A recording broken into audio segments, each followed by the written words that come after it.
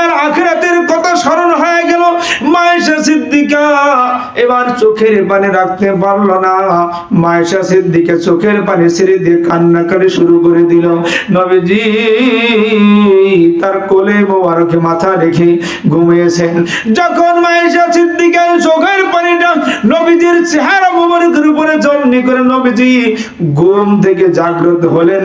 হওয়ার পরে জিজ্ঞাসা করে, আয়েশা রে, কেন তুমি কান্নাকাটি করতেছো? কারণ কি আয়েশা, কারণ কি?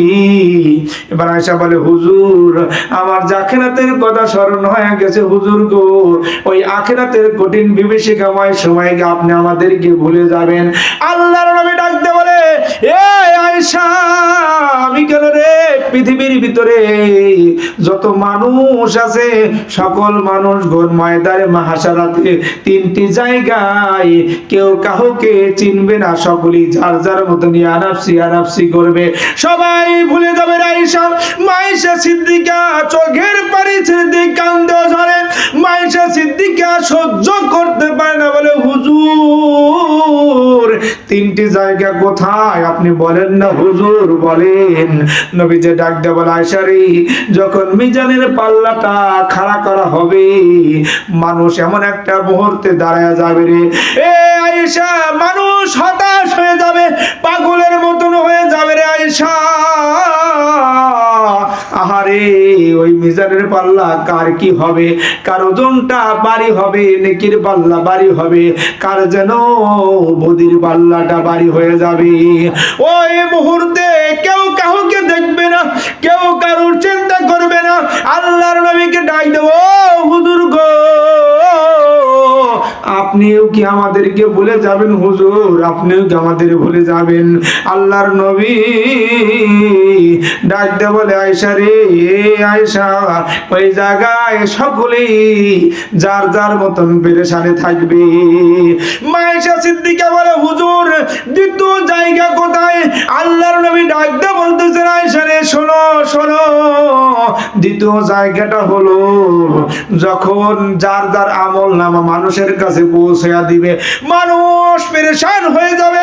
হায় রে, কার আমল নামাটা বাম হাতে আসে, হতভাগা, তার জন্য তো জাহান্নাম দাঁড়ায় আছে। কার আমল নামাটা যেন ডান হাতে আসে, ওই ব্যক্তিটার জন্য জান্নাত চেয়ে আছে। কোন সুবহানাল্লাহ। মানুষ পাগল পারে হয়ে যাবে।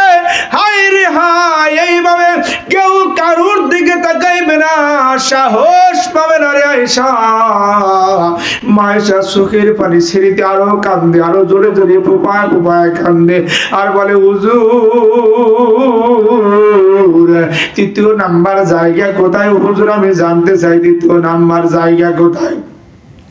আল্লাহর নবী ডাকতে বলে, এ আয়েশা, শোনো শোনো, তৃতীয় নাম্বার জায়গাটা হলো ফুলসিরাত। এমন একটা ঘাট পার হতে হবে, এমন কোন মানুষ নাই যেই মানুষটা এই পুল পার হবে না।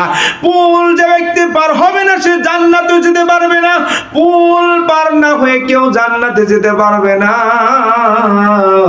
পুলটা এরকম শরীর মতন দাঁড়ালো, চুলের মতন চিকন।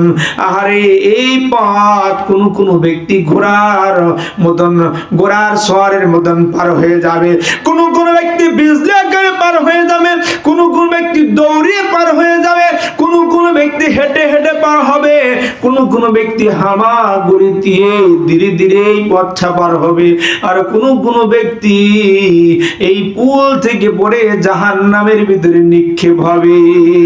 এ আয়েশা, এ আয়েশা, এই মুহূর্তে কেউ কারোর দিকে তাকাইবে না, চিন্তা করবে না। আরে মা আয়েশা সিদ্দিকা আরো জোরে জোরে কান্দে, আরো জোরে জোরে কান্দে কান্দে। মা আয়েশা সিদ্দিকা চোখের পানি রাখতে পারে না। আরে ওই ময়দানে মাহশারাত এমন একটা জায়গা, মানুষের মাথার উপরে সূর্য আসবে, সূর্যের তাপে মানুষের মচকগুলো গলে টপ টপ করে জমিনে পড়তে থাকবে। মা আয়েশা সিদ্দিকাকে বলল, হুজুর, নবীজি বলে, আয়েশা ওই মুহূর্ত কি হবে জানো?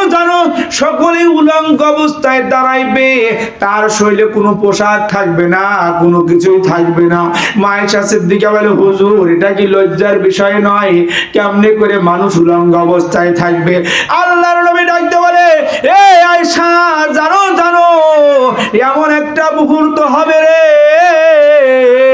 ওই সময় কোনো ব্যক্তি কারোর দিকে তাকানোর সাহস পাবে না। এমন একটা বিভীষিকাময় মানুষ পেরেশান হয়ে যাবে, কষ্ট সহ্য করতে পারবে না। আল্লাহর নবী যখন এইভাবে বললেন, এরপরে বলতেছে, জানো জানো সমস্ত মানুষগুলো যখন সহ্য করতে পারবে না, তারা পেরেশানি পড়ে যাবার বারবার বলবে, আমাদের হিসাব নিকাশ শুরু হয় না কেন? তাড়াতাড়ি করে হিসাব নিকাশ শুরু হোক, হয় জান্নাতে যাব না হয় জাহান্নামে, কিন্তু ময়দানে মাহশারাতেই কঠিন আযাবের ভিতরে আর আমরা থাকতে পারবো না। সকল মানুষগুলো বুখারী শরীফের ভিতরে হাদিসটা এসেছেন, আল্লাহর হাবিব সুন্দর করে জানায় দিয়েছেন, সকল মানুষ সর্বপ্রথম হযরত আদম আলাইহিস সালামের নিকটে যাবে, যাওয়ার পরে বলবে, আল্লাহর নবী গো, আপনি তো আমাদের আদি পিতা, আপনি সর্বপ্রথম নবী হিসেবে দুনিয়ায় এসেছেন, আপনি একটু আল্লাহর দরবারে বলেন না, আমাদের জন্য হিসাব নিকাশ গুলো শুরু হয়ে যায়। হযরত আদম আলাইহিস সালাম ডাকতে বলবে, এ আমার সন্তানেরা, আমি টেনশনের ভিতরে আছি, আমি একটা ভুল করছিলাম, এই ভুলের কারণে আমি টেনশনের ভিতরে আছি, আমার কি গতি হবে রে, আমার কি গতি হবে? বরং তোমরা নূহ নবীর নিকটে চলে যাও। সমস্ত মানুষগুলো নূহ নবীর নিকটে আসবে। নূহ নবী বলবে, আমি পারবো না, যে আল্লাহ তাআলা কহার রূপ ধারণ করেছে, তার সামনে দাঁড়ানোর মতন কোনো ব্যক্তি নাই, এমন একটা বিভীষিকাময়, আমি পারবো না, তোমরা চলে যাও, ওই ইব্রাহিম আলাইহিস সালামের নিকটে যাও। ইব্রাহিম সালাম বলবে, তোমরা মুসার নিকটে যাও। মুসা নবী বলবে, আমি এক কিপ্তিকে থাপ্পড় দিয়ে হত্যা করেছিলাম, আজ আমার কি হয়, আমি টেনশনের ভিতরে আছি, তোমরা ঈসা নবীর কাছে যাও। ঈসা নবীর নিকটে যাবে। ঈসা নবী বলবে, আহারে সকল নবীর শিরোমণি, সকল নবীর ইমাম যে নবী, তিনি হলেন আখিরি জামানার নবী, রাহমাতুল লিল আলামিন, তোমরা তার কাছে চলে যাও। সুবহানাল্লাহ। সমস্ত মানুষগুলো আমার আপনার নবীর নিকটে আসবে, এসে বলবে, হুজুর, আমরা কোরআনের ভিতরে পড়েছি, আমরা তাওরাতের ভিতরে শুনেছি, জাবরের ভিতরে শুনেছি, আপনি না রাহমাতুল লিল আলামিন, আপনি সমস্ত পৃথিবী, সমস্ত জাহানের আপনি রহমত স্বরূপ। হুজুর, কঠিন বিভীষিকাময় অবস্থা, ময়দানে মাহশারে আমরা থাকতে পারবো না, আল্লাহর কাছে একটু দোয়া করেন, আমাদের জন্য হিসাব নিকাশ শুরু হয়ে যায়। আল্লাহর নবী সিজদায় পড়ে যাবে, আরে নবীজির চোখের পানি ছাড়বেন। আল্লাহ তাআলা ডাক দিয়ে বলবে, আমার বন্ধু, আপনি কান্নাকাটি করবেন না, আপনার চোখের পানি আমার সহ্য হয় না, আপনি কি চান, আপনি যা বলবেন আমি তাই শুনবো। কোন সুবহানাল্লাহ। আল্লাহর নবী ডাক দিয়ে বলবেন, ও মালিক, ও মালিক, আপনি হিসাব নিকাশ শুরু করে দেন, আপনার বান্দারা যে আর কষ্ট সহ্য করতে পারতেছে না। আল্লাহর নবী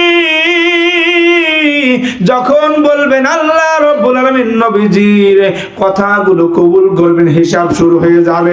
সাহাবায়ে কিরামগণ জিজ্ঞাসা করেন, হুজুর, আরে ওই ময়দানে মাহশারাতে হিসাব নিকাশ শুরু হবে, হাজার হাজার লক্ষ লক্ষ কোটি কোটি মানুষ, সমস্ত নবীদের উম্মতগণ দাঁড়া যাবে, হুজুর গো, এত অসংখ্য মানুষের ভিতর থেকে আপনি কেমনে করে আমাদেরকে চিনবেন? হুজুর, আপনি তো আমাদেরকে ভুলে যাবেন। চোখের পানি ছেড়ে দিয়ে সাহাবায়ে কিরামগণ গড়াগড়ি শুরু করে দিয়েছে, কান্নার রোল পড়ে গেছে। হুজুর, ওই দিন তো আপনি আমাদেরকে আর চিনবেন না, এতগুলো মানুষের ভিতরে কেমনে করে চিনবেন?